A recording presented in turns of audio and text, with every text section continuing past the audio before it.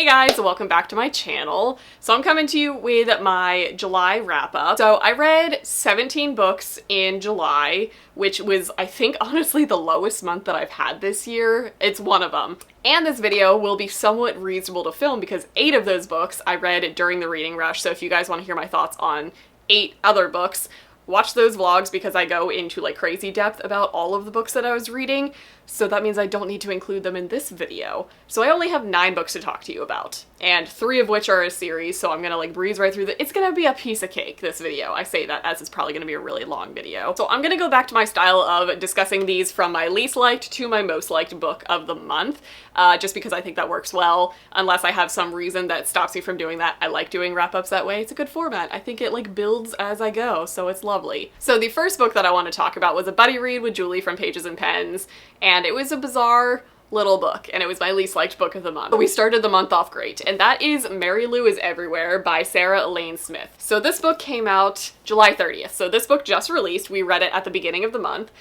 and this was strange. So this book, as I was reading it, I was loving the writing. The writing has so much potential to be something amazing.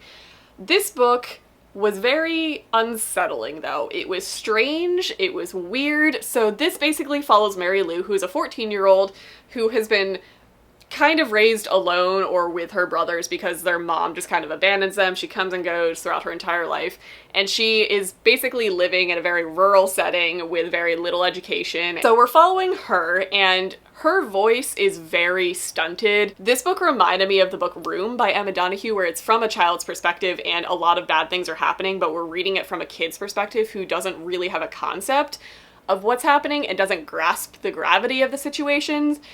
So she is 14, she's definitely not a toddler, but I'm guessing because of how she was raised and her environment, she is very mentally, emotionally, physically stunted. So she reads like a very young child, and there's a lot of things that she talks about or happens to her that give you like the heebie-jeebies, but it's written in such a way that like she isn't really aware of what's happening. There's a lot of troubling things in this book that happen that just get brushed over. So basically, we're following her perspective when a girl in her town goes missing, and she just kind of fills that space. Like, that sounds very strange, but the mother of the girl who goes missing is not right in the head. Like, not all the lights are on upstairs. She's clearly struggling really, really badly with some form of mental illness, and this girl just kind of infiltrates into her life. She starts dressing like this girl. She initially starts as like taking care of this woman, but then she eventually just kind of gets absorbed into the household and kind of replaces this girl. It sounds bizarre because it is. This book was weird. It was uncomfortable. And when I say that, I mean the writing was so good that it made me uncomfortable and unsettled for a lot of the book. Is that an amazing reading experience? Not necessarily, but that does speak volumes for the writing. So this is an author that I would love to see take her writing and put it into something way more beautiful, because this is the type of writing that is beautiful over a really tragic, disturbing story. I would love to see this writing in something that is not as disturbing, if you know what I mean. So I gave this 3 stars because the writing was amazing, but the actual plot and the conclusion of the book was very unsatisfying. Like, there were just a lot of things that happened that never got resolved or never got discussed any further, and I was just like, what did I just read? So, started the month off with a bang with this one, and I'm pretty sure that Julie felt the same as I did, where we were just like, what did we just read? What was this? So, those are my thoughts on that. The next book that I got around to was a backlist title that I've always wanted to read, and that is Truly Devious by Maureen Johnson. This book I gave 3 stars, and I think I'm in the minority because everybody loved this book. I liked it. I appreciated it. I didn't think it was amazing. Things that I liked about it. Pros. Pros for this book were the fact that, 1, it follows characters who are legitimate younger teenagers. That's extremely rare to see in YA these days. Like, we pretty much never see a protagonist who is younger than 16, and even 16 is kind of rare now. All books seem to follow a much more mature age range, and this was actual teenagers in a boarding school setting where murders happen, and our main character is very into sleuthing, Sherlocking her way through crime situations. She's fascinated with crime and solving crime, and that's what she wants to pursue in her life. So when she gets accepted into this prestigious boarding school where murders happened in the past, she is very excited to try and solve these murders.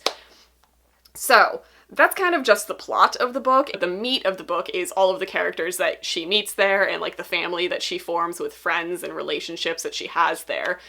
I appreciated the book for what it was. It was very unique. It was very different. It followed a much younger age range for YA, which I appreciate all those things. Cons, I didn't love it. That's kind of it. I was never excited to get back to the book. I thought it was kind of dry at times. I thought it was kind of long at times. So I gave it 3 stars. I probably won't continue on with the series, but I'm glad that I read it so that I know what the hype is about, because it's definitely a very unique story in the YA world right now. So 3 stars. The next 3 books I want to talk about are in a series that I started. I read the first 3 books, and that is the Jameson Valley series by Devney Perry. I only own the first book, so this is the only one I'm going to hold up, but I read this one, which is book number 1, The Coppersmith Farmhouse. I gave this one 4 stars, but books 2 and 3 I gave 3 stars, so that's my transition from the 3-star range to the 4-star range of this video. So The Clover Chapel and The Lucky Heart are books 2 and 3, and I love this town. This series is very reminiscent of the True North series to me, where it's a small town setting where we're following the romances of all the different men in the town, and I just didn't click with books 2 and 3. Like, I didn't click with the main characters. I didn't love the guys. There was some emotional cheating in some books, which is something that I just can't ever get over. That's kind of like a hard pass for me in romance books. This one I loved. I gave this one 4 stars. I highly recommend this one. It started the series off well. I mainly am excited to get to book 4 because book 4 follows one of my favorite characters, but this one in particular follows a sheriff who is a very grumpy man. He reminds me of Hopper from Stranger Things. He's just kind of like a grumpy small town sheriff, and a romance that he follows and pursues, and it turns into a lovely situation. This book is also very reminiscent of Bittersweet, the first book in the True North series, because we're following a very gruff man who has a reputation in the town of being tough and manly and lumberjacky. It was very similar to that. And then we start to follow all of the people in the town after that. So I liked this one the most out of the 3. But I'm excited to get to book 4. Next book I want to talk about is The Bookish Life of Nina Hill. This is by Abby Waxman, and I gave this one 4 stars. This was such a fun book. So this is a book that came out from Berkeley, so I assumed this was going to be a romance. And based on the description, it seems like it's going to be a romance. And I am here to tell you that this is not a romance. Once I had that shift in my mind where I stopped expecting it to be a romantic story, I loved this book. So that's just something that I want to let you guys know. There is romance in this book, but it's a very, very small part of the plot. This book basically follows a very introverted book nerd. So I saw myself so hard in this character. She was so me, and the things that she did and how she responded to situations, I was like, oh, I'm reading a book about me.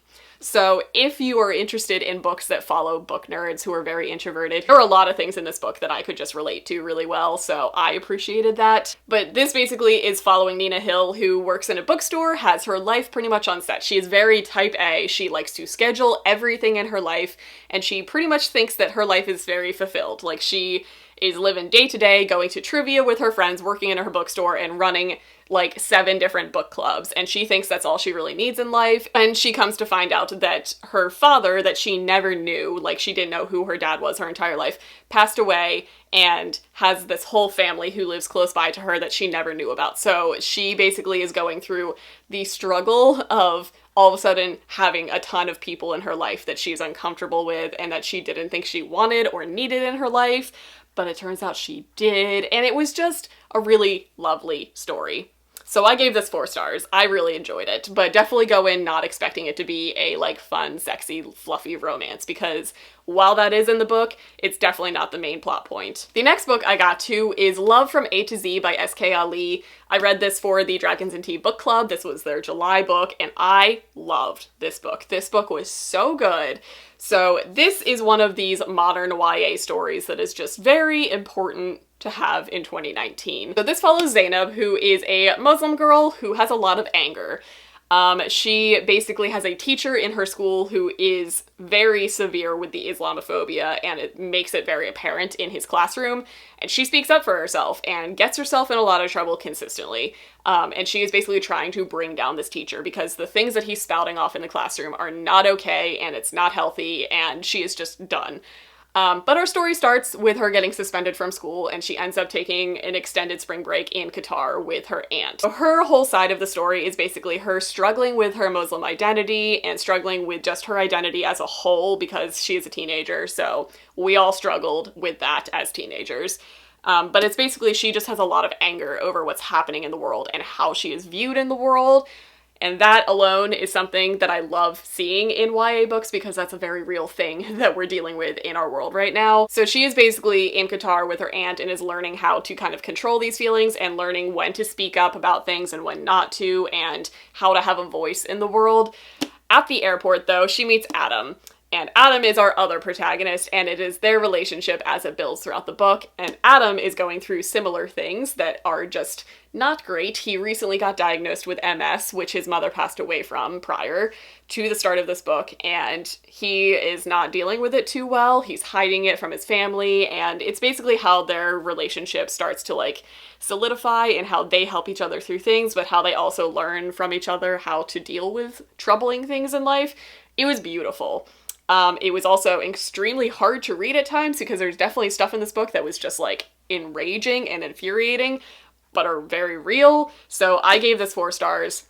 I highly recommend picking it up just to have perspective of what it's like being a Muslim girl in America, or being a Muslim girl in the world in general. This is a very good internal look into that to give you some perspective of something that you might not be able to relate to. The next book I want to talk about was a reread for me, but it was for my book club in anticipation for the release of the sequel in August, and that was Roar by Cora Carmack. I read this back when it came out in 2017, and I loved it so much. It was one of the most underhyped fantasy books of that year, in my opinion, and I still want more people to read it, so I'm so glad that we chose this for the June book because I loved it just as much. I was worried that rereading it would make it not as exciting to me, like I would have read better things since then. No, it was still just as good. It was amazing. I gave this 5 stars again, so we're in the 5-star section of this video because I love this damn book. So this is a YA fantasy that has a super unique magic system, and I think that's why I love it so much, just because it's such a cool magic system. Basically, in this world, there are people called stormlings who can control storms. So all of the magic in this world pertains to natural disasters, basically. So in this world, the people who can tame storms basically go to a storm and can rip the heart out of the storm and use that as like a power, if that makes sense. But it makes the storms almost sentient, like it makes the storms almost have human characteristics. Like it kind of personifies the storms, and it's so well done. And in this book, we are following Aurora, or Roar, who kind of runs away from a really shitty situation in her kingdom. She is the princess of her kingdom. I know, it's a trope that we've all seen. But she runs away from that because she sees some really shady stuff happening, and she joins this band of storm hunters. And she basically learns about the powers of the world. She learns how blind she was to a lot of these things, or how sheltered she was to a lot of things that are happening in this world. And I just adore it because it has a very found family element to it. Like her and this band of storm hunters just are amazing. I love all of the storm hunters.